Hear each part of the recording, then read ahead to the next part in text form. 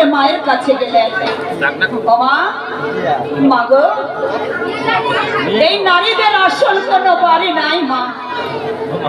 যখন আমরা জন্মাই তখন থাকি পিতার ঘর, আর যখন যুবতী হয় পিতা দেয় স্বামীর দান, আর যখন বৃদ্ধ হয় তখন থাকি পুত্রের অখান্তর। মাগো, তুমিও তো একদিন কারো কন্যা ছিলে মা,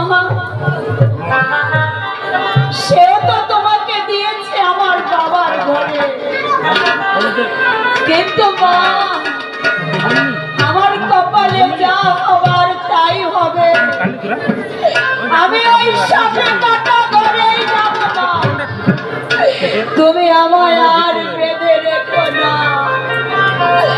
আমার কপালে যা আছে তাই হবে। তুমি একবার অনুমতি করো মা।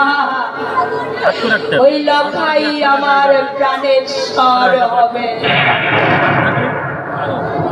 বেহুলা পিতা মাতাকে বোঝাইয়া মতামত নিয়ে নিলেন।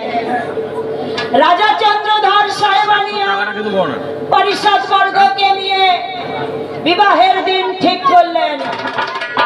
আজ শুভ শনিবার, এক্ষুনি আমার লখাই আর বেহুলার বিবাহ। বিবাহের দিন ঠিক করে রাজন চলে গেলেন চম্পাই নগরে। চম্পাই নগর